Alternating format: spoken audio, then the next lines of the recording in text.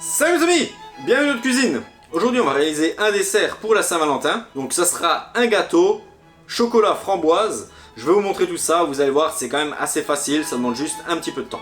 Cette vidéo est sponsorisée par Gourmet's Partner. Je vous les ai déjà présentés dans ma dernière vidéo, mais si vous n'avez pas vu, sachez qu'ils importent des produits de grande qualité et qu'ils ont désormais une boutique en ligne à laquelle vous pouvez avoir accès. Je vous mets le lien en dessous de cette vidéo, dans la description. Ils m'ont proposé de vous offrir une nouvelle promotion valable du 1er au 28 février 2022. Restez jusqu'à la fin de cette vidéo, je vous en dirai plus. Donc aujourd'hui, je vais utiliser un chocolat de la marque Cacao Barry. Le chocolat noir 70% de beurre de cacao Saint-Domingue, donc qui provient de l'île du même nom. J'utiliserai également de la purée de framboise de la marque Verger Boiron. Et pour la dégustation, j'accompagnerai ce dessert d'un autre jus de raisin grand cru de la maison Didier Goubet. Donc cette fois-ci, ce sera le merlot. La recette d'aujourd'hui se prépare en 4 étapes. Un biscuit Joconde avec ses ingrédients. On aura un croustillant au praliné, une mousse chocolat framboise et à la fin le glaçage miroir. Tout d'abord, je vous montre les ingrédients pour préparer la première étape, le biscuit Joconde. 30 g de poudre d'amande, 50 g de blanc d'œuf, 15 g de farine, 15 plus 15 g de sucre, 10 g de poudre de cacao amer, un œuf, 10 g de beurre. Nous réaliserons ce gâteau dans un moule comme celui-ci, en forme de cœur. À peu près, pour vous donner une idée, c'est environ 18 cm x 18 et environ 5 cm et demi de profondeur.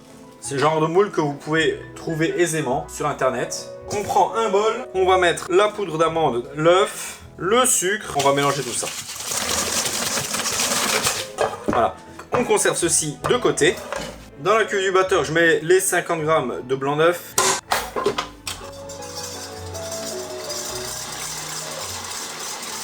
Quand les blancs deviennent mousseux, on va y ajouter le sucre petit à petit pour serrer les blancs. Donc à fond, hein.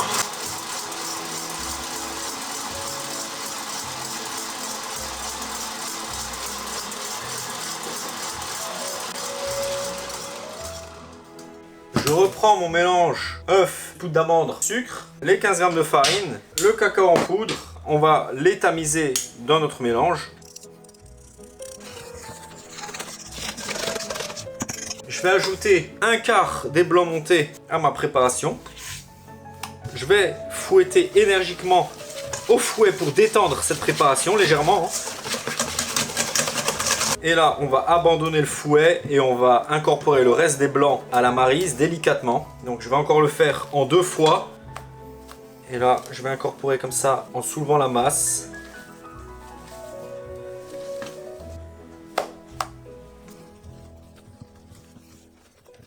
Inutile de mélanger plus que nécessaire, une fois que c'est homogène, on arrête.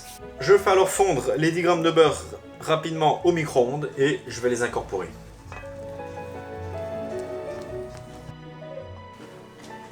On va alors préparer un moule. Ici, j'ai un moule rond, un moule à charnière de 20 cm de diamètre. Je vais y mettre un peu de spray lubrifiant là. Je vais également y mettre un disque de papier sulfurisé afin de faciliter le démoulage.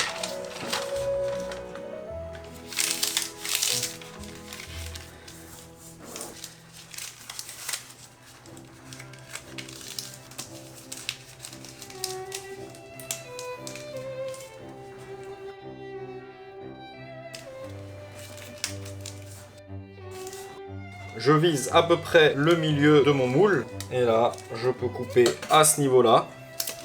Voilà. Et là, quand je déplie, j'ai un disque. Je vais alors disposer mon appareil dans mon moule. Le four est en train de préchauffer à 210 degrés. C'est bientôt chaud. Je répartis l'appareil bien au fond. Voilà. Et là, je vais l'enfourner pour 8 à 10 minutes à 210 degrés. Je vais préparer un patron à la taille de mon moule. Comme ça, je saurai à quelle taille couper mon biscuit à la sortie du four.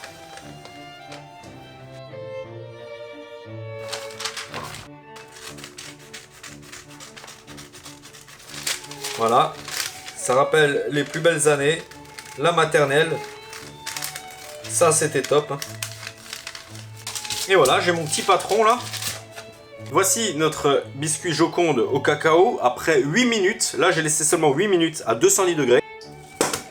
Je vais retirer la paroi. Et là, je vais le laisser tiédir avant de retirer de la base. Deuxième étape, on va préparer le croustillant praliné. Pour ça, il nous faut ces ingrédients. 60 g de feuilletine, autrement dit de la crêpe dentelle, comme ça, qui est brisée en petites miettes croustillantes. 60 g de chocolat au lait, 10 g de beurre et 90 g de pâte de noisettes. Donc je vous montre, ça vous aidera peut-être à retrouver le produit. Première étape, on va réunir le beurre, le chocolat et on va faire fondre ça gentiment au micro-ondes.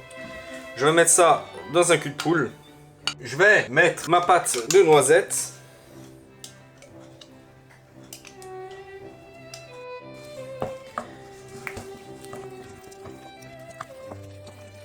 Et là, je vais y ajouter mes crêpes dentelles émiettées.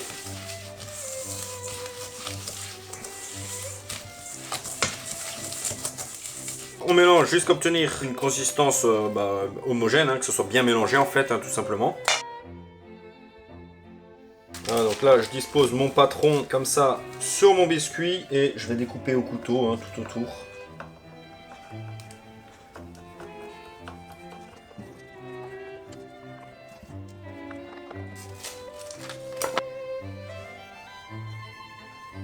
Donc là, vous voyez, on a une base de biscuit souple, moelleux. Je vais alors y disposer le croustillant.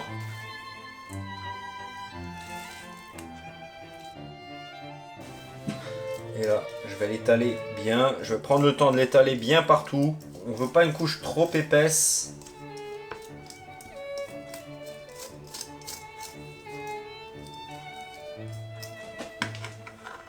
Il me reste une cuillère à soupe, c'est pas perdu, vous inquiétez pas. Là, je vais garder cette base au frigo pour 1 heure pour que le croustillant prenne, durcisse. À tout à l'heure.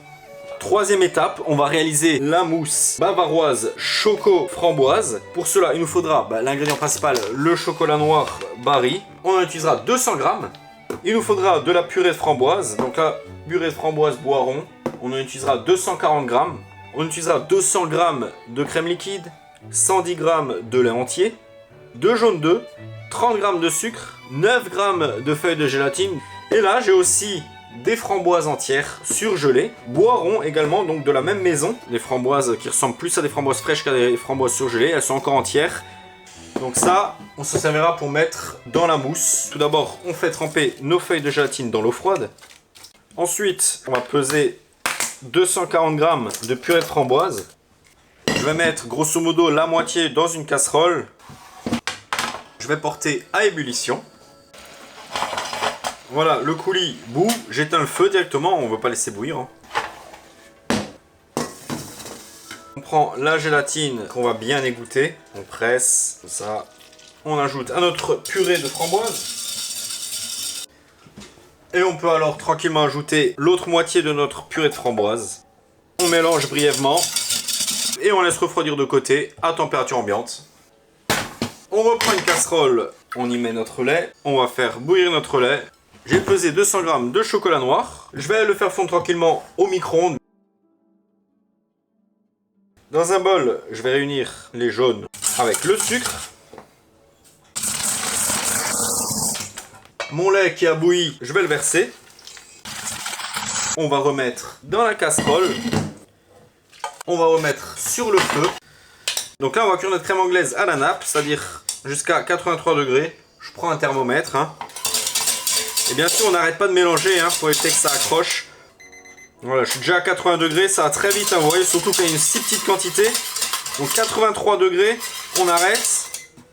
Là, on reprend notre chocolat et on va verser notre crème anglaise dessus en 2 ou 3 fois. Et on va l'incorporer gentiment.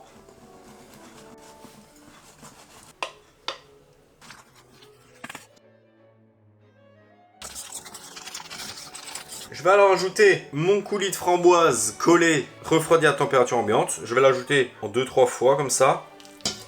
Pareil, je vais l'incorporer.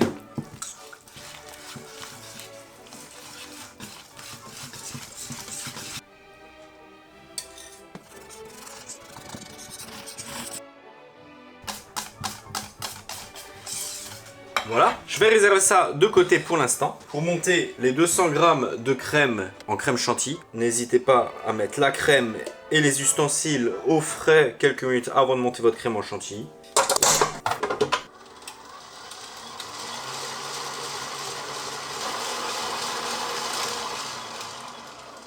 Je vais alors y ajouter mon appareil chocolat framboise.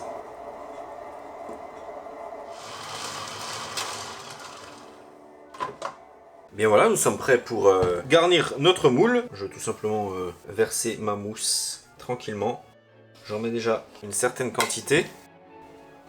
Je vais la répartir. Hein, dans un premier temps, je regarde où on en est. À ce stade-là, je vais disposer des framboises.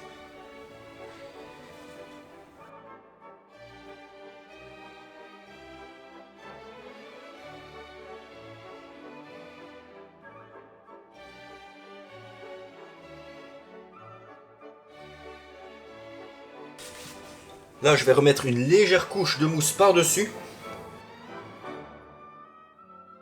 Le biscuit est posé. Je vais mettre mon gâteau toute la nuit au congélateur. Je vous montre rapidement ce qu'on peut faire avec les ingrédients restants. Voilà, si vous posez la question, qu'est-ce qu'on fait des chutes de biscuits? Bon, là, c'est pas un disque à la base. J'ai coupé deux morceaux. Je les ai mis ensemble pour faire un pseudo-disque. J'ai mis un peu de croustillant dessus. Là, j'ai un autre type de moule en silicone, des petits dômes. Et on va faire des mini portions individuelles.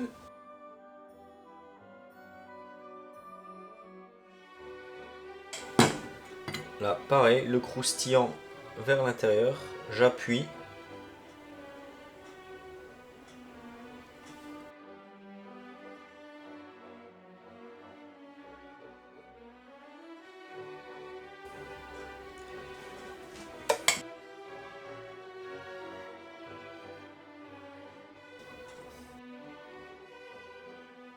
Voilà, on n'aura rien gaspillé et on aura des petites portions de dessert individuelles.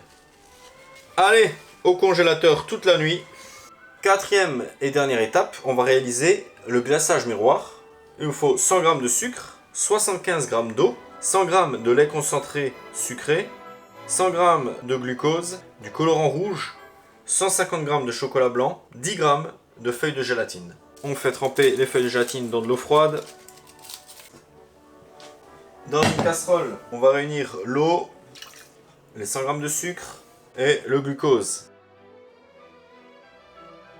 On va porter à ébullition à 103 degrés. Pour cela, on utilise un thermomètre, bien sûr. Je vais mettre mon chocolat blanc dans un bol. Là, après ébullition, je vais égoutter mes feuilles de gélatine et je vais les incorporer. Je vais alors verser ceci sur mon chocolat blanc.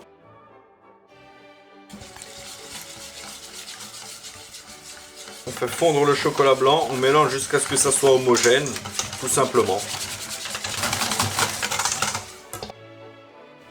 Il ne reste plus qu'à incorporer le lait concentré. Et finalement, le colorant rouge. Là, il faut rajouter petit à petit jusqu'à obtenir la couleur désirée. Donc c'est très concentré, donc il faut y aller par étapes. On va remettre le thermomètre. Il n'y a plus qu'à attendre que le glaçage soit à 38 degrés environ. Voici le gâteau qui sort du congélateur, je le sors juste à l'instant, bien congelé. Donc on va le démouler tranquillement.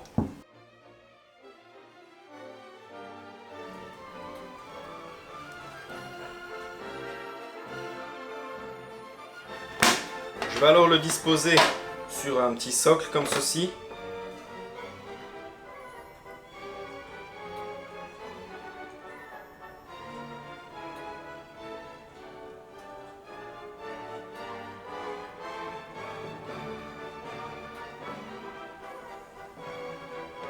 Voilà, on laisse égoutter quelques instants. Ça a égoutté, je vais juste, avec une spatule, légèrement racler en dessous sans trop l'endommager.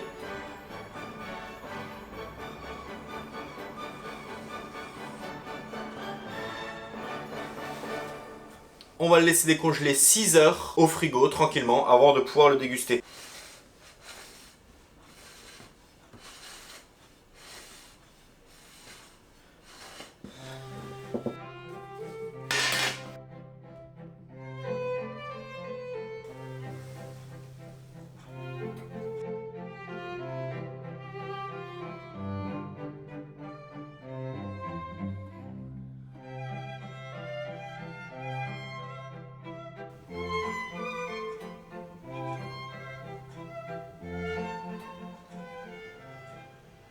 GoMax Partner m'a permis de vous offrir de nouveau une promotion.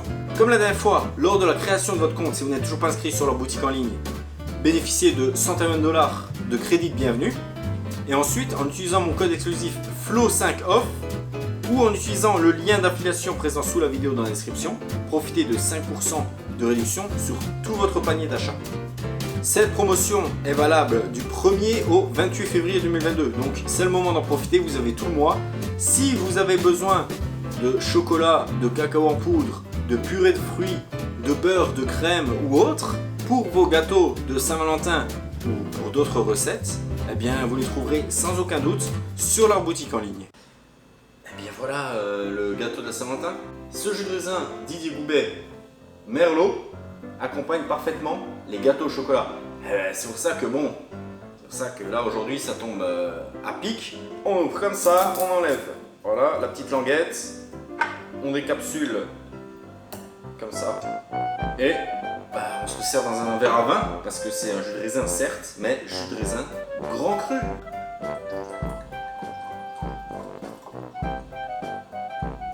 Voilà. Voyons voir avec le gâteau.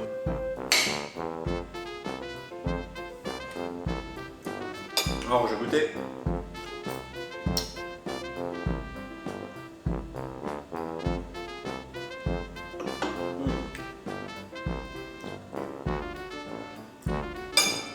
Excellent, qu'est-ce que vous voulez de plus?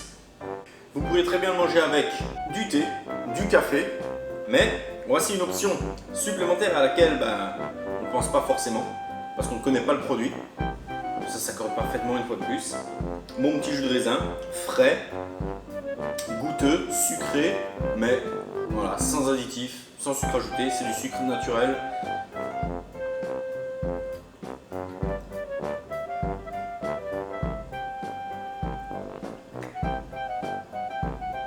Excellent, excellent, bon je le finis parce que... Bon là, la Saint-Valentin elle va être réussie. Là je vous le dis, la Saint-Valentin elle va être réussie, il n'y a même pas besoin de faire de dîner, ne vous embêtez pas. Préparez juste le gâteau, accompagnez-le d'un bon jus de raisin Didier Goubaix ou après ça vous voyez.